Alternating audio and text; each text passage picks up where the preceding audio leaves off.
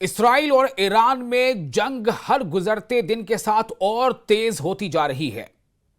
Israel का कहना है कि जब तक हमारा निशाना, हमारा टारगेट पूरा नहीं होता, हम हमला करते रहेंगे। ईरान का कहना है कि जंग हमने शुरू नहीं की, जंग हम पर थोपी गई है। यानी कि जंग में पहल इस्राइल ने की है, लेकिन जंग खत्म कब होगी यह हम तय करेंगे।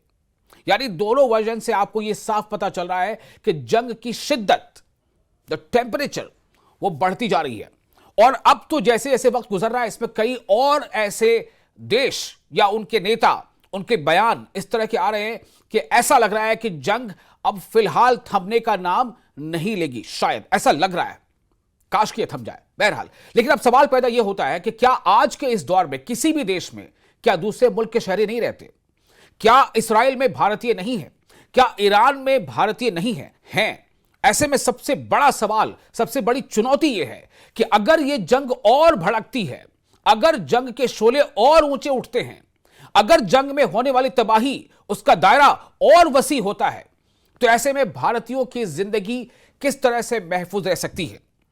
क्या भारत सरकार ने ऐसा कुछ किया नहीं जिससे ईरान में रह रहे भारतीयों को इत्मीनान हो? बहुत कुछ किया है।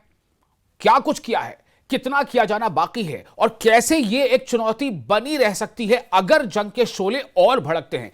तो एक ऐसे दौर में जब हम 21वीं सदी में जी रहे हैं, 21वीं सदी में कहा तो यह जाता है कि दुनिया बहुत तरक्की याफ्ता हो चुकी है और हर चीज यानी मीन्स ऑफ कम्युनिकेशन, डायलॉग, ये सब कुछ इतना ज्यादा वो आगे बढ़ चुका है कि अब डायलॉग में हर चीज का हल है। लेकिन फिर भी जंग हो रही है, जंग के हालात बन रहे हैं। अभी हालिया दिनों हमने देखा था किस तरह से पाकिस्तान के साथ हिंदुस्तान ने जंग लड़ी, पाकिस्तान को उसका सबक सिखाया। अभी हम ये देख रहे हैं कि रशिया और यूक्रेन के हालात बने हुए, वहां से भी यूक्रेन से कैसे भारतीयों को वहां से महफूज निकाला गया। अब जो हालात है वो ईरान और इस्राइल को लेकर के हैं।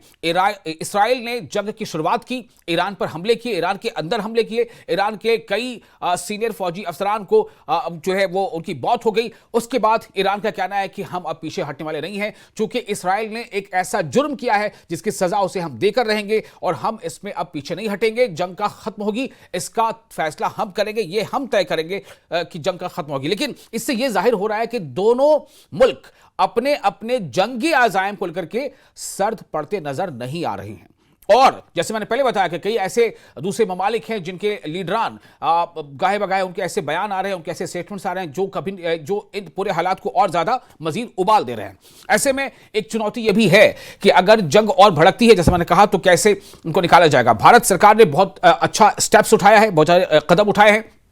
और मैं आपको बता दूं कि पहला जो एक हम कह सकते हैं कि बैच ऑफ स्टूडेंट्स जो वो हिंदुस्तान पहुंच चुका है, जो ईरान में रह रहा था, वहां पढ़ाई कर रहा था, लेकिन ये जो तादाद है बहुत छोटी है। 110 जो पूरी तादाद है वो अभी पहुंची। इसमें से जो अक्सरियत है, जो मेजॉरिटी है, वो कश्मीरी स्टूडेंट्स की है, लेकिन अभी भी काफी बड़ी तादाद में वहां हिंदुस्तानी हैं। ऐसे में सवाल सबसे बड़ा यही है कि ये कितनी बड़ी चुनौती बन जाएगी अगर जंग के शोले और भड़कते हैं।